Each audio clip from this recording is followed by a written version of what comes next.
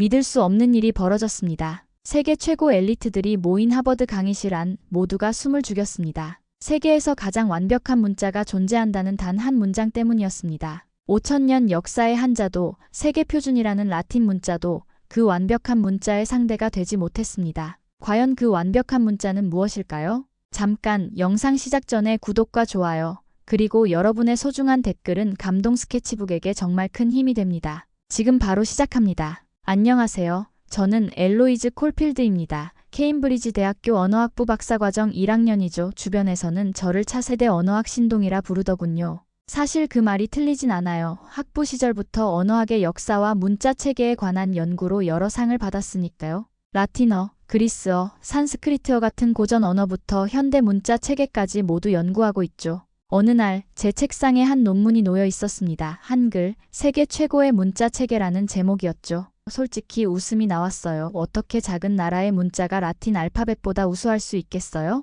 라틴 문자는 로마 제국 시대부터 현재까지 세계 곳곳에서 사용되고 있잖아요. 영어, 프랑스어, 스페인어, 독일어, 지구상에서 가장 널리 쓰이는 언어들이 모두 라틴 문자를 쓰고 있다고요. 그 논문을 읽으며 비웃음이 나왔습니다. 한글이 과학적으로 설계되었다고요? 발음 원리를 반영했다고요? 흥미롭긴 하지만 그건 그저 특수한 사례일 뿐이에요. 세계적인 문자라면 보편성이 중요하죠. 저는 그 논문을 옆으로 밀어두고 제 연구에 집중했어요. 그때 파울러 교수님이 연구실로 들어오셨어요. 엘로이즈, 세계 문자 컨퍼런스 준비는 어떻게 되어가고 있나? 교수님이 물으셨죠. 저는 자신감 있게 답했습니다. 완벽해요. 교수님, 라틴 문자의 우수성을 증명할 준비가 되었어요. 교수님은 묘한 미소를 지으셨어요. 자신감이 넘치는군. 하지만 다른 문자들, 특히 한글에 대해서도 공부해보는 게 어떻겠나? 올해 컨퍼런스에는 세계 각국의 학생들이 참가한다네. 저는 고개를 끄덕였지만 속으로는 한글 같은 작은 나라의 문자가 무슨 경쟁력이 있겠어라고 생각했어요. 교수님이 나가신 후 저는 잠시 한글 관련 자료를 훑어보았습니다. 모양이 독특하고 구조가 체계적이긴 하더군요. 하지만 여전히 라틴 문자보다 우수하다는 주장은 받아들일 수 없었어요. 그날 밤 늦게까지 공부하면서 저는 라틴 문자의 역사적 중요성과 현대적 가치를 정리했습니다. 제 발표는 완벽할 거예요. 아무도 라틴 문자의 우수성에 이의를 제기하지 못할 테니까요. 저는 컨퍼런스에서의 승리를 확신하며 미소 지었죠. 제가 얼마나 그리고 어떻게 변화하게 될지 전혀 예상하지 못했던 순간이었습니다. 컨퍼런스 당일 세계 최고의 언어학 센터인 런던 국제회의장은 각국의 학생들로 북적였습니다. 도쿄대, 베이징대, 하버드대, 세계 각지에서 모인 언어학도들의 열기가 느껴졌어요. 첫 번째로 도쿄대 학생이 나와 일본어 문자에 대해 발표했습니다. 일본어는 발음과 표기가 일치하며 히라가나와 가타카나의 이중 체계로 다양한 언어적 표현이 가능합니다. 그런데 파울러 교수님의 질문이 날카로웠어요. 히라가나와 가타카나만으로는 현대 일본어를 완전히 표현할 수 없지 않나요? 한자에 의존하고 있지 않습니까? 일본 학생은 당황한 표정을 감추지 못했습니다. 저는 속으로 미소 지었죠. 역시 아시아 문자들은 한계가 있어. 두 번째로 베이징대 학생이 한자의 역사적 가치와 풍부한 의미 전달력을 설명했어요. 그러나 파울러 교수님은 다시 날카롭게 물었습니다. 한자를 완전히 익히는데 얼마나 오랜 시간이 필요한가요? 문맹률은 어떻습니까? 중국 학생도 제대로 답변하지 못했어요. 제 자신감은 더욱 커졌습니다. 하버드 학생의 아랍 문자 발표와 모스크바 대학의 키릴 문자 발표도 파울러 교수님의 날카로운 질문 앞에 무너져 내렸죠. 드디어 제 차례가 왔습니다. 라틴 문자는 3000년의 역사를 가진 세계 최고의 문자 체계입니다. 현재 지구상에서 가장 널리 사용되며 과학, 예술, 문학의 발전을 이끌었죠. 특히 디지털 시대에 가장 적합한 문자 체계라고 할 수 있습니다. 발표가 끝나고 질문 시간이 왔어요. 파울러 교수님이 입을 열었습니다. 엘로이즈, 영어 단어들 중에는 철자가 비슷하지만 발음이 완전히 다르죠? 그렇다면 라틴 문자로 표기된 영어에서 철자와 발음의 불일치를 어떻게 설명하겠습니까?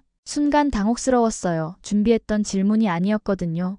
그건 역사적인 이유가 있습니다. 다양한 언어적 영향으로. 얼굴이 화끈거렸어요. 회의장에 모인 모든 사람들의 시선이 저에게 꽂히는 것 같았습니다. 그동안 철저하게 준비했다고 생각했는데 이런 기본적인 문제를 간과했다니요. 제 뒤로 다른 학생들의 발표가 이어졌지만 머릿속은 복잡했습니다. 태국어, 크메르어 등 다른 문자들도 각각의 약점이 드러났지만 라틴 문자의 약점이 이렇게 명확하게 지적받을 줄은 몰랐거든요. 아직 끝나지 않았어. 다른 문자들보다 라틴 문자가 우수하다는 걸 증명해야 해. 저는 필사적으로 반박할 내용을 메모하기 시작했어요. 그때 한국에서 온 학생이 단상에 올라갔습니다. 그 학생은 조용하지만 자신감 있는 목소리로 한글의 창제 과정과 과학적 원리를 설명했어요. 한글이 발음 기관의 모양을 본떠 만들어졌다는 설명, 자음과 모음의 체계적인 구조, 그리고 무엇보다 한글을 처음 접하는 사람도 몇 시간 만에 읽고 쓸 수 있다는 주장이 나왔죠. 저는 그 말을 믿지 않았어요. 말도 안 돼. 어떤 문자든 습득하는 데는 시간이 필요해. 하지만 파울러 교수님은 이번에는 날카로운 질문 대신 고개를 끄덕이며 흥미롭게 듣고 계셨습니다. 그 모습을 보며 처음으로 불안감이 몰려왔어요. 콘퍼런스 첫날이 끝나고 저는 도서관으로 달려갔습니다. 라틴 문자의 약점을 보완할 자료를 찾아야 했어요. 하지만 철자와 발음의 불일치라는 근본적인 문제는 해결하기 어려웠죠. 창가에 기대어 앉아 생각에 잠겼습니다. 어쩌면 라틴 문자가 완벽하지 않을 수도 있을까? 그 생각이 스치는 순간 제 안에 자리 잡고 있던 확신이 조금씩 흔들리기 시작했습니다. 콘퍼런스 둘째 날 각국 대표들의 발표는 더욱 치열해졌어요. 산스크리트어, 러시아어, 아랍어, 모든 문자가 강점과 약점을 드러내며 경쟁했습니다. 저는 전날보다 더 집중해서 각 문자 체계의 약점을 분석했죠. 어떤 문자든 완벽할 수 없어. 라틴 문자가 가장 실용적이라는 건 변함없는 사실이야. 그러나 오후 세션에서 문제가 생겼습니다. 언어학 교수들이 모여 각 문자의 실용성과 접근성을 수치화해 비교하기 시작했어요. 문자 습득 시간, 철자, 발음 일치도, 표현 가능한 소리의 범위 등이 그래프로 나타났습니다. 놀랍게도 라틴 문자는 철자, 발음 일치도에서 최하위를 기록했어요. 특히 영어는 44개의 소리를 표현하는데 26개의 글자만 사용하다 보니 같은 글자가 다른 소리를 내거나 다른 글자 조합이 같은 소리를 내는 경우가 너무 많았죠. 반면 한글은 자음 14개, 모음 10개의 기본 글자로 모든 한국어 발음을 정확히 표현할 수 있다는 점이 강조되었습니다. 게다가 글자의 모양이 발음 기관의 모양과 유사해 직관적으로 이해할 수 있다는 설명도 있었죠. 한글은 과학적 원리로 창제된 유일한 문자입니다. 한국 학생이 덧붙였어요. 세종대왕은 1443년 모든 백성이 쉽게 읽고 쓸 수 있는 문자를 만들고자 했고 실제로 한글이 반포된 후 문맹률이 급격히 감소했습니다. 회의실에는 감탄의 소리가 들렸어요. 저는 점점 불안해지기 시작했습니다. 어쩌면 한글이 정말 우수한 문자일지도 모른다는 생각이 들었죠. 오후 세션이 끝나고 저는 혼자 회의장에 남았어요. 발표용 자료들이 흩어져 있는 테이블에 앉아 생각에 잠겼습니다. 모든 문자가 각자의 약점을 드러내고 있었어요. 일본어는 한자와 가나의 복잡한 혼용, 태국어는 성조 표시의 어려움, 크메르어는 복잡한 기호 체계. 그런데 한글만은 뚜렷한 약점이 보이지 않았어요. 발음과 철자의 일치도, 학습 용이성, 조합의 다양성, 모든 면에서 높은 점수를 받고 있었습니다. 저는 깊은 혼란에 빠졌어요. 평생 당연하게 믿어왔던 사실이 흔들리는 느낌이었습니다. 파울러 교수님이 회의장으로 들어오셨어요. 엘로이즈, 아직도 여기 있었구나. 교수님, 저 한글이 정말 그렇게 우수한 문자인가요? 저는 조심스럽게 물었습니다. 교수님은 잠시 침묵하시더니 대답하셨어요. 우수함의 기준이 뭐라고 생각하나? 역사적 중요성? 사용 인구? 아니면 과학적 원리? 그 질문에 저는 대답하지 못했습니다. 제가 믿어온 우수함의 기준이 무엇인지 스스로도 확신할 수 없었거든요. 회의장을 나오며 제 마음은 더욱 초조해졌어요. 내일은 최종 토론이 있어 한글이 최고라는 주장에 맞서 어떻게 라틴 문자를 변호할 수 있을까? 저는 처음으로 진정한 학문적 위기를 느꼈어요. 그날 밤 저는 깊은 절망에 빠져 도서관으로 향했습니다. 라틴 문자의 가치를 증명할 새로운 자료가 필요했어요. 도서관 깊숙한 곳, 평소에는 잘 들어가지 않던 문자학 특별 섹션에 발을 들였죠. 고대부터 현대까지 세계의 모든 문자 체계에 관한 자료들이 빼곡히 꽂혀 있었습니다. 어둡고 조용한 서가를 지나며 저는 문득 한 책에 시선이 멈췄어요. 세콰야와 체로키 문자의 탄생이란 제목이었죠. 호기심에 책을 펼쳤습니다. 놀라운 이야기가 펼쳐졌어요. 19세기 초 체로키 부족의 세콰야라는 사람이 자신의 부족을 위해 완전히 새로운 문자를 창조했다는 내용이었습니다. 그는 정규 교육을 받지 못했고 읽고 쓸 줄도 모르는 상태에서 순전히 자신의 관찰과 분석만으로 체로키어의 모든 소리를 정확히 표현하는 문자 체계를 만들어냈다는 거예요. 믿을 수 없어. 저는 책장을 넘기며 중얼거렸습니다. 세콰야의 문자는 철저히 과학적 원리에 따라 설계되었고 무엇보다 놀라운 것은 체로키 부족이 이 문자를 배우는데 불과 며칠밖에 걸리지 않았다는 사실이었어요. 문맹이었던 부족은 몇 개월 만에 거의 100%에 가까운 문해율을 달성했다고 합니다. 제 심장이 빠르게 뛰기 시작했어요. 이거야. 한글과 비슷한 원리지만 완전히 다른 문화권에서 독립적으로 발명된 문자 체계, 게다가 더 최근에 창제되어 현대적 요소가 강해 밤새도록 체로키 문자에 관한 모든 자료를 찾아 읽었습니다. 세콰야가 어떻게 각 소리에 해당하는 기호를 디자인했는지, 어떻게 그 체계를 보급했는지, 그리고 그 결과로 체로키 부족의 문화가 어떻게 발전했는지까지 모든 정보를 수집했어요. 체로키 문자는 한글과 마찬가지로 발음에 충실했지만 디자인 방식은 완전히 달랐습니다. 한글이 발음 기관의 모양을 본뜬 반면 체로키 문자는 좀 더 추상적인 기호 체계였죠. 하지만 두 문자 모두 과학적 원리에 따라 설계되었다는 공통점이 있었어요. 새벽녘, 저는 흥분된 마음으로 연구실로 돌아왔습니다. 컴퓨터에 앉아 체로키 문자에 관한 발표 자료를 준비하기 시작했어요. 체로키 문자로 한글에 맞설 수 있어. 이것은 서구에서 탄생한 현대적인 과학적 문자야. 창밖으로 동이 트기 시작했습니다. 밤새 연구한 피로감도 있었지만 새로운 발견의 흥분으로 온몸에 에너지가 넘쳤어요. 파울러 교수님이 연구실에 들어오셨을 때 저는 이미 완성된 발표 자료를 보여드릴 수 있었습니다. 체로키 문자라 흥미로운 선택이군. 교수님은 미소를 지으셨어요. 교수님, 이 문자는 한글과 마찬가지로 과학적 원리에 따라 설계되었지만 우리 서구 문화권에서 탄생했어요. 게다가 한글보다 더 최근에 창제되어 현대적 요소가 강합니다. 이걸로 한글의 우수성에 맞설 수 있을 거예요. 교수님은 제 발표 자료를 자세히 살펴보셨어요. 좋은 발견이야.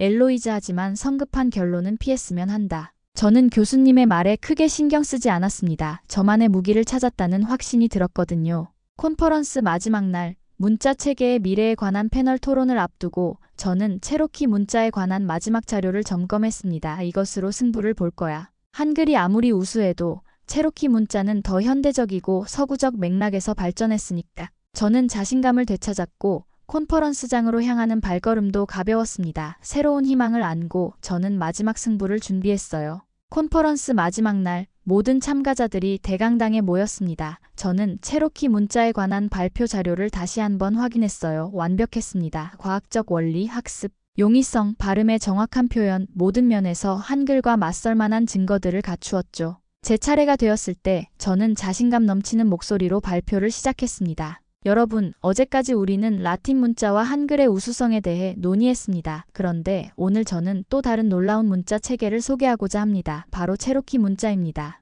프로젝터에 체로키 문자의 이미지가 나타났어요. 참가자들 사이에서 작은 탄성이 들렸습니다. 체로키 문자는 19세기 초 세콰야라는 사람이 만든 문자 체계입니다. 그는 정규 교육을 받지 못했지만 자신의 관찰과 분석만으로 체로키어의 모든 소리를 정확히 표현하는 문자를 창조했어요. 그리고 이 문자가 보급된 후 체로키 부족의 문맹률은 거의 0%까지 감소했습니다. 슬라이드를 넘기며 체로키 문자의 구조와 원리를 설명했어요. 청중들은 진지하게 경청했고 심지어 한국 학생들도 흥미롭게 듣고 있었습니다. 체로키 문자는 한글과 마찬가지로 과학적 원리에 따라 설계되었지만 더 최근에 만들어져 현대적 요소가 강합니다. 또한 서구 문화권에서 탄생했기 때문에 서구 언어와의 호환성도 뛰어나죠. 발표를 마치고 질문을 받는 시간이 되었습니다. 청중들의 반응이 뜨거웠어요. 그때 파울러 교수님이 손을 드셨어요. 엘로이즈, 정말 흥미로운 발표였어. 그런데 한 가지 묻고 싶은 게 있네. 지금 이 문자를 실제로 쓰는 사람은 몇 명이지? 그 질문에 저는 순간 말문이 막혔습니다.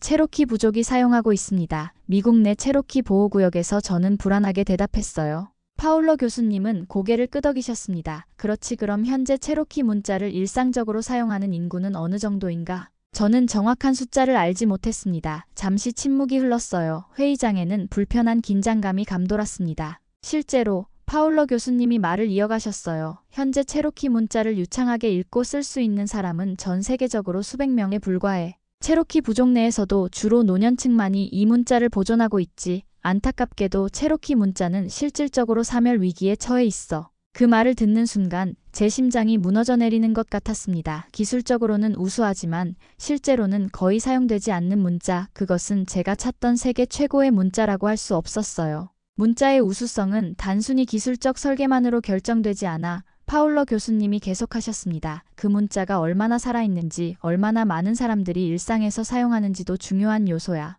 저는 아무 말도 할 수 없었어요. 체로키 문자는 기술적으로는 놀라웠지만 생명력이 없었어요. 이론적으로만 우수한 문자였던 거죠. 자리로 돌아오는 발걸음이 무거웠습니다. 한국 학생이 다가와 위로의 말을 건넸어요. 좋은 발표였어요. 체로키 문자는 정말 놀라운 창조물이죠. 저는 희미하게 미소 지었지만 마음속으로는 완전히 절망했습니다. 라틴 문자도 체로키 문자도 한글에 비해 명확한 약점이 있었어요. 이제 저는 한글이 정말 우수한 문자일지도 모른다는 생각을 진지하게 받아들이기 시작했습니다. 콘퍼런스 마지막 세션, 파울러 교수님이 단상에 오르셨어요. 오늘 우리는 다양한 문자 체계의 장단점에 대해 배웠습니다. 이제 한 가지 중요한 이야기를 더 나누고 싶습니다. 바로 한글과 한국인들의 이야기입니다. 저는 고개를 들었습니다. 아직 더 있었던 거예요? 한글에 대해 더 배울 것이 있다고요? 파울러 교수님은 프로젝터에 오래된 흑백 사진 하나를 띄우셨습니다. 낡은 한옥에서 몰래 모여 공부하는 어린 학생들의 모습이었어요.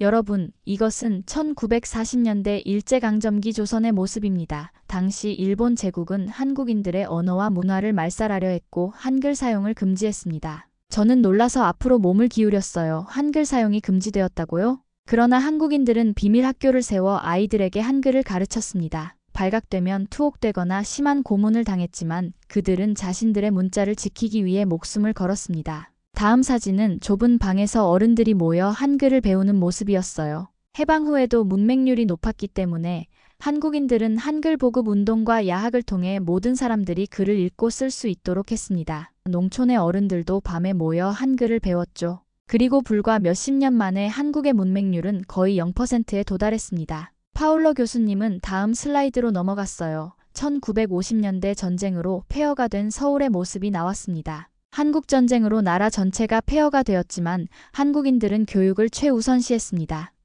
천막학교에서도 아이들은 한글을 배웠고 이것이 후에 한국의 경제 발전과 문화적 부흥의 기반이 되었죠. 저는 숨을 죽이며 듣고 있었어요. 처음 알게 된 한국의 역사였습니다. 그저 과학적으로 설계된 문자라고만 생각했던 한글이 실은 한민족의 생존과 정체성을 지킨 혼이었다니. 그리고 현재 한글은 디지털 시대에 가장 적합한 문자 중 하나로 인정받고 있습니다. 컴퓨터와 스마트폰에서의 입력 효율성, 디자인적 활용도, 그리고 무엇보다 사용자들의 자부심이 한글을 살아있는 문자로 만들고 있습니다. 파울러 교수님은 현대 서울의 번화가 사진을 보여주셨어요. 한글로 가득한 간판들, 스마트폰을 사용하는 사람들, 디지털 광고판에 생동감 넘치는 한글 텍스트. 문자는 단순한 기호가 아닙니다. 그것은 한 민족의 역사와 혼이 담긴 살아있는 존재입니다. 체로키 문자가 아무리 과학적으로 우수해도 사용하는 사람이 적다면 그것은 완전한 문자라고 할 수 없습니다. 반면 한글은 수천만 명이 매일 사용하며 그들의 정체성과 자부심을 표현하는 도구가 되고 있습니다. 교수님의 말씀이 제 가슴에 깊이 박혔어요. 문자는 단순한 도구가 아니라 살아있는 존재라는 것, 이것은 제가 지금까지 전혀 생각해보지 못한 관점이었습니다. 한국에서 온 학생이 손을 들고 발언을 요청했어요. 저희 할머니는 일제강점기 때 비밀리에 한글을 배우셨습니다. 발각되면 심한 벌을 받았지만 그래도 밤중에 몰래 촛불을 켜고 한글을 익히셨대요. 할머니께서는 항상 말씀하셨어요. 글을 읽을 수 있다는 것은 세상을 볼 수 있다는 것이라고요. 그 말을 들으며 제 눈에 눈물이 고였습니다. 한글이 단순한 문자가 아니라 한 민족의 생존과 자존심을 지킨 도구였다는 사실이 저를 깊이 감동시켰어요. 파울러 교수님은 마지막 슬라이드를 보여주셨습니다. 세종대왕의 초상화였어요. 1443년 세종대왕은 모든 백성이 쉽게 배우고 일상에서 편리하게 쓸 수 있는 문자를 만들고자 했습니다. 그것은 단순한 과학적 업적이 아니라 국민을 위한 국왕의 배려였죠. 그리고 그 정신은 오늘날까지 한글을 지키고 발전시키는 원동력이 되고 있습니다. 콘퍼런스가 끝나고 저는 자리에 가만히 앉아 있었어요. 머릿속이 복잡했습니다. 지금까지 문자를 단순히 기술적인 측면에서만 바라봤던 제 관점이 얼마나 좁았는지 깨달았어요.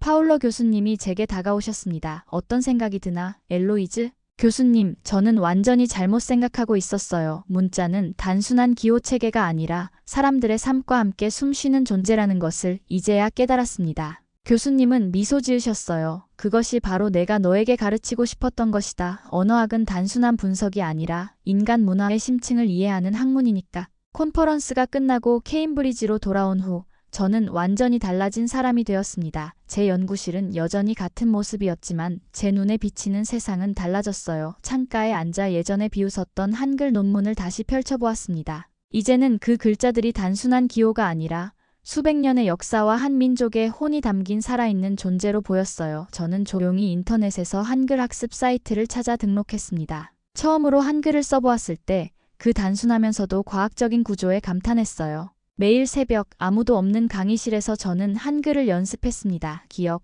니은, 디귿. 처음에는 낯설었지만 점차 그 문자들이 제게 친숙해지기 시작했어요. 발음 기관의 모양을 본떠 만들어진 자음들, 하늘과 땅과 사람을 상징하는 모음들, 한글을 배울수록 그 깊은 철학에 매료되었습니다. 엘로이즈, 요즘 뭐 하는 거야? 같은 학과 친구 사라가 물었어요. 새벽마다 강의실에 나타나는 제 모습이 수상했나 봅니다. 한글을 배우고 있어. 저는 솔직하게 대답했습니다. 한글? 왜? 논문 때문에? 저는 잠시 생각했어요. 아니, 이건 단순한 연구가 아니야. 나 자신을 위한 거야. 한글이 정말 아름다운 문자라는 것을 알게 되었거든.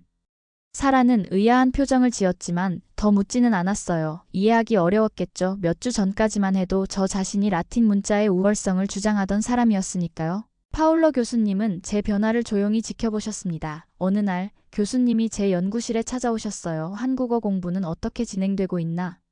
교수님이 물으셨습니다. 저는 놀랐어요. 어떻게 아셨어요? 교수님은 웃으셨죠. 교수의 직감이라고나 할까? 그리고 자정이 넘어서도 불이 켜진 강의실을 보면 알 수 있지. 저는 부끄러운 듯 미소 지었습니다. 한글은 정말 놀라운 문자예요. 배우면 배울수록 그 깊이를 느낍니다. 세종대왕의 창제 원리부터 현대까지의 발전 과정. 그리고 한국인들이 자신들의 문자를 지키기 위해 감내한 고난까지 모든 것이 감동적이에요. 교수님은 고개를 끄덕이셨어요. 진정한 언어학자는 문자 뒤에 숨은 인간의 이야기를 보는 법을 아는 사람이지. 엘로이즈, 너는 이제 진짜 언어학자가 되어가고 있는 것 같구나. 그 말에 가슴이 뭉클했습니다. 저는 한글 공부 노트를 보여드렸어요. 아직 서툴지만 정성껏 쓴 한글 문장들이었습니다. 안녕하세요. 저는 엘로이즈입니다. 한글을 배우고 있어요. 교수님이 제 글을 읽으셨어요. 발음이 정확한지는 모르겠지만 글씨는 꽤 그럴듯하군. 저는 기뻤습니다. 작은 성취감이었지만 이것은 제게 큰 의미가 있었어요. 제 오만함을 내려놓고 새로운 세계를 열린 마음으로 받아들이는 첫 걸음이었으니까요. 그날 이후로 저는 더욱 열심히 한국어를 공부했습니다. 단순히 문자만이 아니라 한국의 역사와 문화까지 배우기 시작했어요. 일제강점기에 암울했던 시절, 한글이 금지되었을 때 비밀리에 한글을 가르치던 교사들의 이야기, 그들의 용기와 헌신이 저를 감동시켰습니다. 학기가 끝나갈 무렵 저는 한국 교환학생 프로그램에 지원하기로 결심했어요. 파울러 교수님은 기꺼이 추천서를 써주셨고 몇 주 후 저는 합격 통지를 받았습니다. 축하해, 엘로이즈, 파울러 교수님이 말씀하셨어요. 서울대학교는 한국 최고의 대학이야. 거기서 많은 것을 배울 수 있을 거야. 서울에 도착한 첫날, 저는 완전히 새로운 세계에 들어온 듯한 느낌이었습니다. 인천공항에서부터 서울 중심부로 향하는 길, 창밖으로 보이는 모든 간판과 표지판이 한글로 가득했어요. 몇 달간 공부했던 그 문자들이 실제 세상에서 살아 숨쉬고 있는 것을 보니 감격스러웠습니다. 서울대학교 국제기숙사에 짐을 풀고 저는 캠퍼스를 둘러보았어요. 한국 학생들이 스마트폰으로 한글을 빠르게 입력하는 모습, 도서관에서 한글로 된 책을 읽는 모습, 강의실에서 한글로 필기하는 모습, 모든 것이 신기했습니다. 안녕하세요, 엘로이즈 씨? 제 한국어 파트너로 지정된 민지가 저를 찾아왔어요. 캠퍼스 구경은 어떠세요? 저는 서투른 한국어로 대답했습니다. 정말 아름다운 캠퍼스네요. 모든 것이 신기해요. 민지는 제 한국어에 놀란 듯 했어요. 와, 발음이 정말 좋으세요. 한국어를 얼마나 공부하셨어요? 몇 달밖에 안 됐어요. 아직 많이 부족하죠. 저는 부끄럽게 대답했어요. 민지는 웃으며 말했습니다. 잘하시는 편이에요. 한글은 배우기 쉽지만 한국어 자체는 어려운 언어거든요. 특히 영어를 모국어로 하는 분들에게는요. 우리는 함께 캠퍼스를 돌아다니며 이야기를 나눴어요. 처음에는 라틴 문자의 우월성을 증명하려 했지만 오히려 한글의 우수성과 한국인들의 문자 사랑에 감동받게 된 이야기를 들려주었죠. 많은 외국인들이 한글의 과학적 원리에 감탄하지만 그 뒤에 숨은 이야기까지 알고 있는 사람은 드물어요. 민지가 말했어요. 우리 민족에게 한글은 단순한 문자가 아니라 정체성이자 자존심이니까요. 다음 날 민지와 함께 서울 도심으로 나갔습니다. 광화문 광장에 있는 세종대왕 동상을 보며 저는 깊은 감동을 느꼈어요. 572년 전 이 위대한 왕이 만든 문자가 지금도 이렇게 생생하게 살아있다니. 세종대왕은 한글을 만들 때 어린아이도 쉽게 배울 수 있는 문자를 꿈꿨대요. 민지가 설명했습니다. 실제로 한글은 매우 논리적이고 체계적이라 배우기 쉬워요. 외국인들도 보통 하루면 읽는 법을 익힌다고 해요. 우리는 강남 거리를 걸으며 화려한 한글 간판들을 구경했어요. 디지털 광고판에서 역동적으로 움직이는 한글 텍스트, 한글은 분명 디지털 시대에 완벽하게 적응한 문자였습니다. 국립한글박물관을 방문했을 때 저는 더욱 깊은 감동을 받았어요. 한글의 창제 과정부터 현대까지의 발전사를 보여주는 전시물들, 일제강점기에 한글을 지키기 위해 노력한 사람들의 이야기, 그리고 한글이 디지털 시대에 어떻게 적응해왔는지 보여주는 자료들, 특히 가슴 아팠던 것은 일제강점기 때 비밀리에 한글을 가르치던 교사들의 이야기였어요. 발각되면 투옥되거나 고문받을 위험에도 불구하고 그들은 자신들의 문자를 지키기 위해 목숨을 걸었습니다. 우리 할머니도 그런 비밀 학교에서 한글을 배우셨대요. 민지가 조용히 말했어요. 일본어만 써야 했던 시절이었지만 한국인들은 절대 자기 문자를 포기하지 않았어요. 한글로 가득한 이 도시는 마치 살아있는 문자 박물관 같았어요. 그리고 이 문자는 단순히 의사소통의 도구가 아니라 한민족의 역사와 정신이 담긴 문화유산이었습니다. 학기가 끝나갈 무렵 저는 한국어로 간단한 에세이를 쓸 수 있게 되었어요. 주제는 왜 한글이 세계 최고의 문자인가였습니다. 예전에 저였다면 상상도 할 수 없었던 주제죠. 하지만 이제 저는 진심으로 그렇게 믿게 되었어요. 제 에세이는 대학신문에 실렸고 많은 한국 학생들이 외국인의 시선으로 바라본 한글에 대한 생각을 흥미롭게 읽었다고 합니다. 그들에게는 당연한 일상이었을 텐데 제게는 새로운 세계의 발견이었으니까요. 케임브리지로 돌아가기 전날 민지와 함께 남산타워에 올랐습니다. 서울의 전경이 한눈에 내려다 보이는 풍경은 정말 아름다웠어요. 수많은 한글 간판들이 빛나는 도시, 그 속에서 살아가는 사람들. 엘로이즈, 다시 영국으로 돌아가면 무엇을 할 계획이에요? 민지가 물었습니다. 저는 잠시 생각하다 대답했어요. 한글과 한국 문화에 대한 연구를 계속할 거예요. 그리고 언젠가 한글의 우수성과 한국인들의 문자 사랑을 주제로 박사 논문을 쓰고 싶어요. 민지는 웃으며 말했습니다. 처음에는 한글을 비웃었던 사람이 이제는 한글의 전도사가 되었네요. 저도 웃었어요. 삶이란 이렇게 예상치 못한 방향으로 흘러가는 것 같아요. 저는 한글을 통해 문자가 단순한 기호 체계가 아니라 사람들의 삶과 함께 숨쉬는 살아있는 존재라는 것을 배웠어요. 서울의 밤하늘 아래 저는 지난 몇 개월을 돌아보았습니다. 오만했던 영국 학생이 한글을 통해 겸손과 존경을 배웠고 새로운 세계를 발견했어요. 이제 저는 돌아가서 제가 배운 것들을 다른 사람들과 나누고 싶었습니다. 민지와 작별 인사를 나누며 저는 이것이 끝이 아니라 새로운 시작이라고 생각했습니다.